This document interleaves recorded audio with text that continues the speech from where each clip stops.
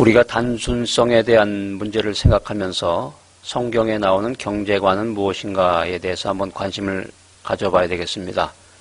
성경은 가난한 사람을 착취하는 일이나 재물을 축적하는 일에 대해서 명백히 반대의 견해를 표현하고 있습니다. 성경은 현대사회의 모든 경제적 가치관에 대해서 어드바이스를 해주고 있는데, 예를 들면 구약 성경은 사유재산의 그 절대권에 대한 일반적 개념을 반대하고 있습니다.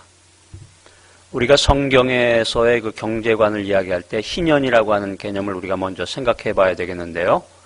희년의 목적은 재산을 정규적으로 재분배하자라는 데 그 정신이 있습니다. 다시 말해서 희년이라고 하는 것은 재산 그 자체가 사람에게 속한 것이 아니라 하나님께 속한 것이라는 생각입니다. 자, 이와 같은 근본적인 경제관은 현대의 거의 모든 신념과 관습에 충돌되는 것입니다. 예수님께서는 그 당시에 물질주의에 대해서 반대를 하셨는데, 아람어에서 재물이라고 하는 것은 맘몬입니다. 예수님께서는 이 맘몬을 하나님께 대항하는 것으로 생각을 하시고 경제 문제에 대해서 아주 분명한 견해를 여러 번 이야기한 것이 성경에 기록되어 있습니다.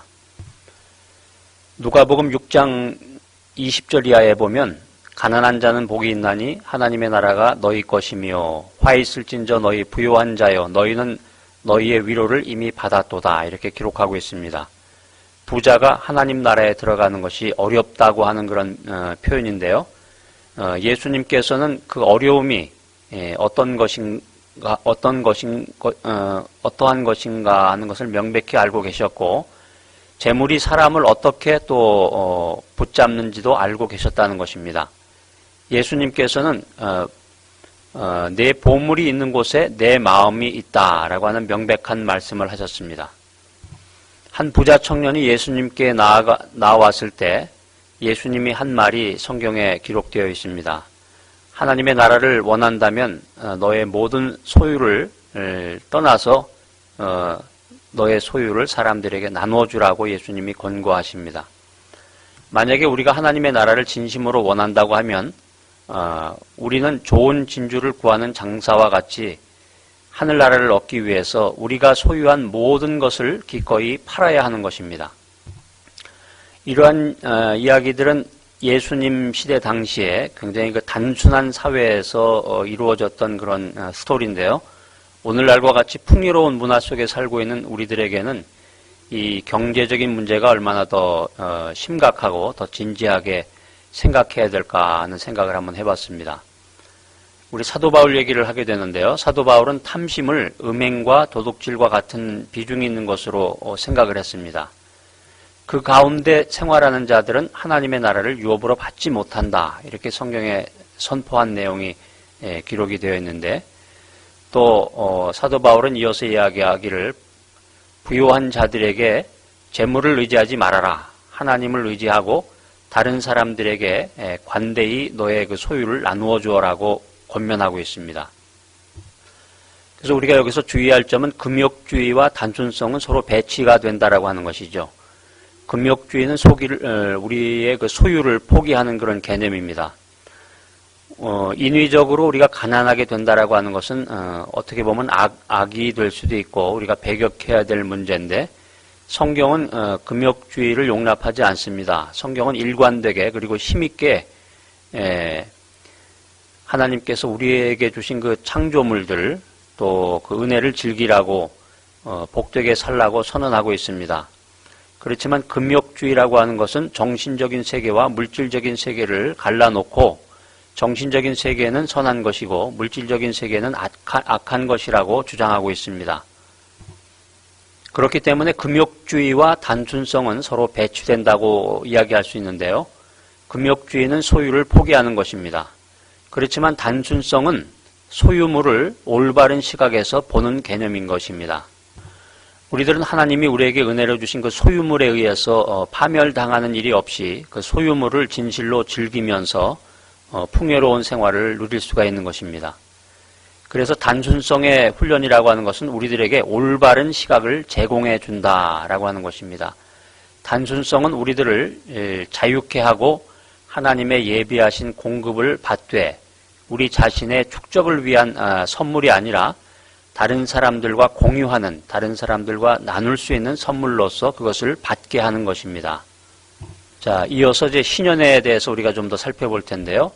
유대인들의 안식일과 안식년의 규례는 휴식과 또 회복의 그 의미를 담고 있습니다.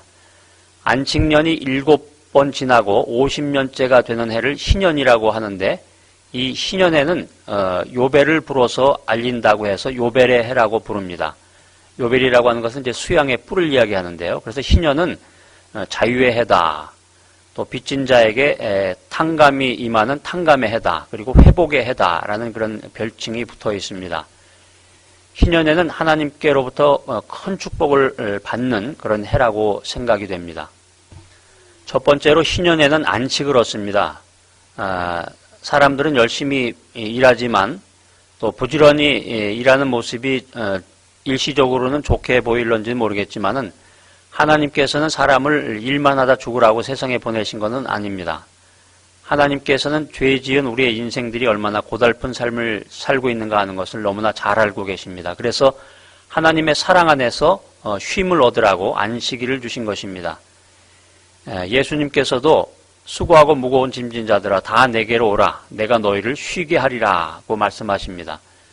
우리가 예수님 안에서 진정한 안식을 얻을 수 있는 것입니다. 그리고 안식년과 안식일은 천국에서 얻는 영원하고 절대적인 안식을 상징하고 있다라고 하는 것입니다. 두 번째, 신년에는 자유를 얻습니다. 49년이 지나고 50년의 태양이 밝으면 모든 종들은 자유를 얻고 환희의 함성을 지르게 됩니다. 여러분 그 기쁨이 얼마나 크겠습니까? 예수님께서 이 땅에 오신 것은 눌린 자에게 자유를 선포하기 위함이라고 누가복음에 기록되어 있는데 우리의 인생을 억누르고 올가맨 모든 것을 풀어주고 해방시키는 해가 바로 신년이라고 하는 것입니다. 우리의 삶을 짓누르고 있는 가난, 질병, 전쟁의 위협, 악심, 중독, 두려움, 죄의 저주에서 풀려나는 신년인 것입니다. 세 번째는 신년에 회복을 얻는다고 하는 것입니다. 레위기 25장에 보면 각기 그 기업으로 돌아가며 가족에게로 돌아가라는 말씀이 기록되어 있는데 잃었던 것, 또 빼앗겼던 것, 안타깝게 지나쳤던 것, 또 단절되었던 관계들이 모두 다 회복되는 것이 신년이라고 하는 것입니다. 성경에 보면 욥도 하나님이 은혜를 베푸사 그로 자기의 얼굴을 즐거이 보게 하시고 사람에게 그 의를 회복시키시느니라 라고 기록하고 있습니다. 하나님의 날이 오면 이와 같이 잃어버린 모든 것이 회복된다라고 하는 것입니다.